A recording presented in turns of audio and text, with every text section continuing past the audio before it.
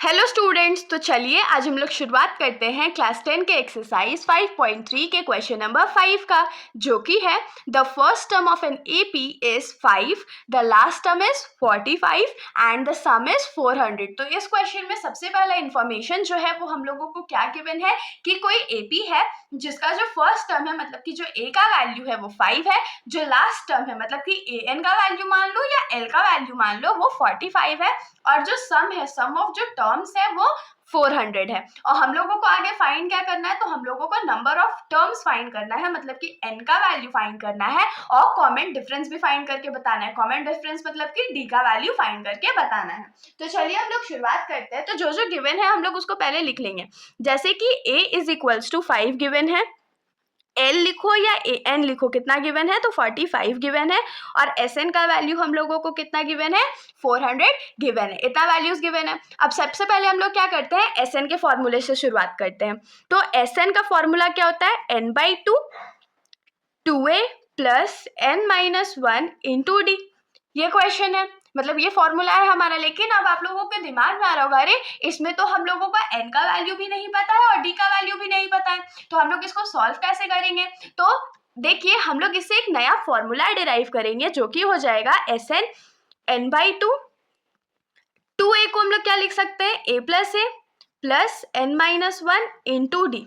अब देखिए a plus n minus 1 d किसका फॉर्मूला होता है, लास्ट टर्म का या ए एन का फॉर्मूला होता है ना, तो a प्लस ए एन का फॉर्मूला होता है। तो हम लोग इसके बदला क्या लिख सकते हैं, ए एन, और ए के हमारे पास बाकी था तो वो a हमने लिख लिया यहाँ पर। अब तो हम लोग को वैल्यूज पता है ना, तो हम लोग क्या करेंगे, पुट द वैल्यूज, जो जो वैल्यू पता है वो लिख देते हैं। जैसे एस एन का वैल्यू हम लोगों को 400 पता है, एन बाई टू का वैल्यू नहीं पता है, ए का वैल्यू हम लोग जानते हैं 5 है, और ए एन का वैल्यू या लास्ट टर्म का वैल्यू 45 है। आप लोग ए एन के जगह एल भी लिख सकते हो, कंफ्यूज नहीं होना है, दोनों सेम चीज है। ये जो 2 इस साइड डिवाइड में अगर उसको हम लोग लेफ्ट साइड भेज देंगे तो वो मल्टीप्लाई में चला जाएगा ना, और ये n इंटू 5 प्लस 45 कितना होता है, 50 होता है। अब देखिए ये जो 50 है वो n के साथ मल्टीप्लाई में है, तो उसको अगर हम लोग राइट साइड भेजेंगे, सॉरी लेफ्ट साइड भेजेंगे, तो वो डिवाइड हो जाएगा। तो ये डिवाइडेड बाई 50 हो गया इज इक्वल्स टू n, ये 0 और ये 0 कट गया। 5 के टेबल में जो 40 है वो 8 टाइम्स में कट गया, तो क्या बच गया, 8 into 2 is equals to n, और 8 2 सा कितना होता है 16, मतलब कि जो हमारा नंबर ऑफ टर्म्स है वो 16 के बराबर है। होप सो इतना समझ में आया होगा, बहुत सिंपल सा क्वेश्चन था। अब देखिए अब हम लोगों को क्या बोला था, कॉमन डिफरेंस भी फाइंड करके बताना है। तो उसके लिए हम लोग अपना रोज वाला फॉर्मूला यूज करेंगे जो कि होता है a n is equals to a plus n minus 1 into d. ये हमारा फॉर्मूला है। इसमें ए एन का वैल्यू हम लोगों को पता है ना 45, ए का वैल्यू 5 पता है, एन का वैल्यू अभी जस्ट हमने फाइंड किया है जो कि है 16 माइनस 1, और डी का वैल्यू हम लोग फाइंड करेंगे।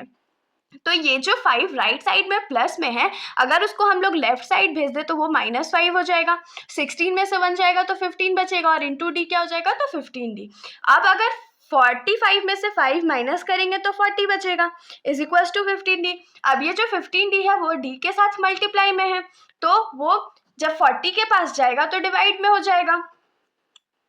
तो इसको हम लोग कट करते हैं, 5 के टेबल में ये 8 टाइम्स में जाएगा, 5 के टेबल में ये 3 टाइम्स में जाएगा, मतलब कि यहाँ पर हमारा जो कॉमन डिफरेंस है वो क्या आ गया, 8/3 आ गया। तो हम लोग इसको क्या लिख सकते हैं कि therefore number of terms is equals to 16 है, एंड कॉमन डिफरेंस